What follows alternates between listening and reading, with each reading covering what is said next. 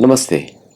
आज आपको इस एथोलॉजी के एपिसोड में बहुत बहुत स्वागत है। अगर आपने मेंबर्स नहीं है तो मेंबर्स बनिए, और अगर आपको हेल्प करना चाहते हैं तो कहीं से भी यूपीआई वेनमो वहाँ से आप हेल्प कर सकते हैं। चलिए आज के टॉपिक शुरू करते हैं कि अमेरिका को, I am talking about Anglo Saxon Americans, America को इतनी बड़ी नंबर्स में क्यों छोड़ रहे हैं। बहुत सारे कारण हैं। मैं आपको डेटा कुछ बताता हूँ कि पिछले 3 सालों में अप्रॉक्सीमेटली 1.8 टू 1.9 मिलियन, मतलब 18 से 19 लाख अमेरिकन्स ने अपने दूसरे देशों में शरण मांगने के लिए उन्होंने वहाँ के वीज़ाज या एप्लीकेशंस या जो भी उनका प्रोसेस होता है उसको अप्लाई किया। 1.5 लाख से 2.5 लाख लोग छोड़ के गए। ये सिर्फ पिछले साल का डेटा है। ज़्यादा से ज़्यादा लोग जो छोड़ के गए हैं, कुछ गए हैं, majority people have went to Europe, some people have gone to South America. तो ऐसा बोला जाता है 30% have went to Europe, 15 to 20% have gone to South America, and rest has dispersed all over the world, including Australia, Canada, New Zealand, UK, and some people have even gone to China and Japan, and also India.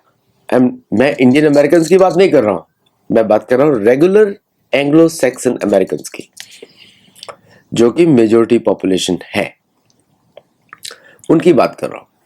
बाकी लोग जो है कुछ ethnic reason से गए हैं, जैसे कि भारतीय लोग भारत मूव किए हैं क्योंकि वहाँ पे उनको हेल्थ केयर बेटर मिलता है।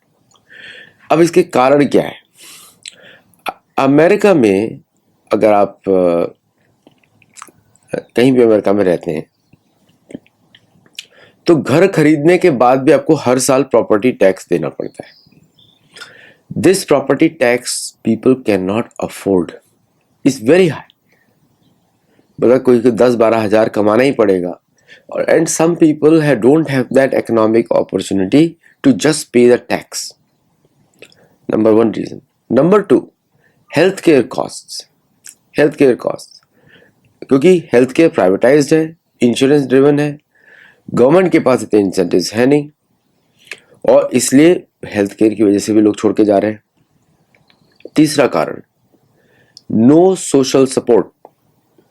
जब सोशल सपोर्ट नहीं होता है तो वृद्ध लोग या फिर young people with disability can not live, क्योंकि माँ बाप का सपोर्ट नहीं है, सोसाइटी का सपोर्ट नहीं है, उसकी वजह से वो नहीं छोड़ सकते। अब बट और जो चौथा कारण है, that is the most important, और वो है कि द कॉन्स्टेंट पॉलिटिकल डिस्कोर्स जो हो रहा है उससे उनको फ्यूचर नहीं दिखाई देता अमेरिका का, इसलिए भी लोग छोड़ के जा रहे हैं। और पांचवा जो मुख्य कारण है, और वो ये है rising economic instability in America. मैंने आपको बताया था कि जिस दिन जहाँ पे तकलीफें बढ़ेंगी लोग छोड़ के भागेंगे, क्योंकि ये इनके डीएनए में है। ये यूरोप से भागे थे छोड़ के, क्योंकि वहां पे प्रॉब्लम बढ़ गई थी, गरीबी थी, बीमारी थी और चर्च था। ये यहाँ पर भी छोड़ के भागेंगे क्योंकि गरीबी होगी, बीमारी होगी और चर्च होगा। जहां भी चर्च होता है, जिस समाज में जहां भी चर्च होगा, वहां पे लोगों खुश नहीं रह सकते। जैसे भारत में लोग, चर्च वाले लोग हाथी के ऊपर, और भारतीय हिंदू परंपराओं को एब्जॉर्ब कर रहे हैं। साउथ इंडिया में हाथी को यूज किया जा रहा है, और बाकी सब सेरेमनीज में हिंदुओं की तरह सेलिब्रेट किया जा रहा है। That must be stopped. That is a misuse of foreign religion. अपना फॉरेन रिलीजन की तरह रहो ना, यहाँ पे आके हिंदू कैसे बन रहे हो? बट वो बंद होना चाहिए, और ये काम सरकार का होता है, लोगों का नहीं होता। क्योंकि ये आप याद रखिए कि क्रिश्चियनिज्म, इस्लामिज्म, जुडाइज्म ये सरकारें फैलाती हैं, ये प्राइवेट लोग नहीं कर सकते, प्राइवेट इंडिविजुअल लोग नहीं लड़ सकते सरकार तंत्र से। तो भारतीय सरकार अगर धर्मनिरपेक्ष रहना चाहती है तो ये उसको याद होना चाहिए, ये धर्मनिरपेक्ष नहीं है, ये धर्म पर आघात है। धर्म सिर्फ वेदों द्वारा प्रतिपादित होता है, ये पढ़ सकते हैं भागवत पुराण में, बाकी शास्त्रों में पढ़ सकते हैं, उसका ओरिजिनल डेफिनेशन नहीं रहता है। तो भारत को भी समझना चाहिए कि चर्च की वजह से भी लोग छोड़ के जा रहे हैं अमेरिका। मैं आपको उदाहरण देता हूँ कि ऐसे क्यों चर्च की वजह से छोड़ के जाते हैं। अगर कोई छोटा सा शहर है, वहां पे एक बड़ा चर्च बना हुआ है, तो वो चर्च बन जाता है कम्युनिटी सेंटर। उस कम्युनिटी सेंटर में देखा जाता है कि कौन अच्छा क्रिश्चियन है, कौन नहीं है। मैं वाइट अमेरिकन की बात कर रहा हूँ। और जो नहीं होता है, और चर्च के अंदर जो मेंबर्स होते हैं, it's like almost like a business guild, एक बिजनेस एसोसिएशन होती है अंदर, फेथ बेस्ड बिजनेसेस होते हैं सारे। तो जो नहीं होता है, जो थोड़ा इंडिपेंडेंट होगा, उसको लोग डिसाइड करते हैं कि आप यहाँ पे उसके लिए तकलीफ क्रिएट करते हैं, उसकी फैमिली के लिए करते हैं। फिर उसको तरह तरह के मैसेजेस भेजे जाते हैं, कोर्स किया जाता है। मैं छोटे गाँव की बात कर रहा हूँ, यहाँ तक कि एरिजोना के सिटीज लाइक फ्लैगस्टाफ, उनकी बात कर रहा हूँ। फिर धीरे धीरे उसके बिजनेस को डिसएडवांटेज किया जाता है, या कोई टीचर है या कोई जॉब करता है, छोटी सी जॉब करता है कहीं पे, उसको जॉब से निकलवाने की कोशिश की जाती है। और धीरे धीरे तो इस तरह लोग भाग रहे हैं वहां से। अब वो कहाँ पे जाएगा पर्सन? तो instead of staying going to another city और going to the bigger city, क्योंकि जब आप छोटे शहर में रहते हैं, आपको बड़े शहर में रहने की आदत नहीं होती है। बड़े शहर में गरीबी ज़्यादा होती है और इसलिए आदत नहीं पड़ती है लोगों की। अमेरिका की बात कर रहा हूँ। तो then they decide to leave the country wherever they can go. तो घर बेच के, चर्च वालों को घर बेच के निकल जाते हैं। चर्च का कोई रियल एस्टेट एजेंट होगा, मैं चर्च वालों से बोल रहा हूँ, चर्च को डायरेक्टली नहीं, उससे कनेक्टेड जो भी लोग होंगे उनको बेच के निकल जाते हैं। तो then those communities, every time one person leaves the community, छोटा शहर, दैट सिटी बिकम्स पुअर। एक जाता है, उसके 5 साल में दूसरा जाएगा, तीसरा जाएगा, चौथा जाएगा, ऐसे कर करके विद इन 15 ईयर्स 20 ईयर्स उस शहर खाली हो जाता है। और वो ये लोग, इनमें से ओनली 10% लोग शहरों की तरफ जाते हैं, बाकी सब लोग पैसा कमाकर they go to other countries and retire. Argentina में पॉपुलेशन बढ़ रही है, कोस्टारिका में बढ़ रही है, मेक्सिको में बढ़ रही है, मेक्सिको में तो राइट्स हुए इसकी वजह से, और पेरू में बढ़ रही है, यूरोप में बढ़ रही है population in certain places. India में आप देखते ही हैं कि ऑल द टूरिस्ट स्पॉट्स में, जहाँ तक टूरिस्ट स्पॉट्स बोल रहा हूँ, जैसे कि ऋषिकेश है, many foreign people are coming to stay there और marry an Indian and then stay there, which is going on. और कुछ लोग अफ्रीका भी मूव किए हैं, particularly from the African American communities, जो कि वापस अपने रूट्स को ढूंढने के लिए गए हैं। क्योंकि जब ये स्लेव लाए गए थे, उनके रूट्स हटा दिए गए थे, उनको किसी को पता ही नहीं थे कहाँ से आए, कि छोटे बच्चे थे, कोई फोर्स करके आए थे, और अफ्रीकन्स ने ही अफ्रीकन्स को भेजा था, and that's how they had come to the US. तो it's going to become a big crisis in the US. पहले होता था कैलिफोर्निया से लोग टेक्सास मूव करते थे, अब टेक्सास में भी प्रॉब्लम्स हैं, क्योंकि इतने सारे वहाँ पे मुसलमान ग्रुप्स हो गए हैं, सारे इस्लामिज्म इतना भयंकर तरीके से फैला है। On top of it you have Christianism and Catholicism. तो California is become a melting pot of problems. अभी दिख नहीं रहा है, लेकिन अब दिखना शुरू होगा, और it will become a worse kind of problem, because यहाँ पे कोई भी सुरक्षित नहीं रह पाएगा।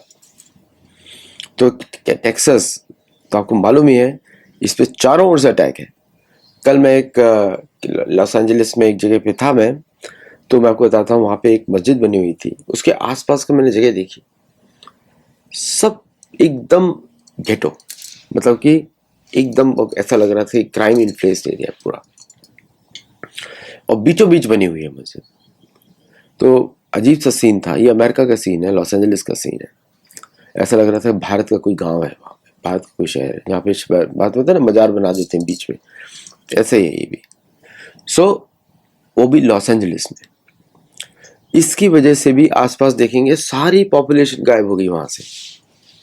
और जिस तरह जो अभी ग्लोबल ट्रबल स्पॉट्स चल रहे हैं, क्योंकि एलए में बहुत ईरानी बहुत रहते हैं, और एलए में मैक्सिकन पॉपुलेशन ज़्यादा है, वो पूरा बॉर्डर छोड़ के सीधा एलए पहुंचते हैं। तो मतलब 130 माइल्स का डिफरेंस है, लेकिन वहाँ पे सीधा पहुँचते हैं, क्योंकि वहाँ पे गायब हो जाएंगे। Everybody is same thing. ऐसी ऐसी गलियाँ मैंने कल देखी, वहाँ वहाँ पे लॉस एंजलिस में, मुझे समझ में नहीं आ रहा था ये मुंबई है, ये क्या है, ये अजीब सा है।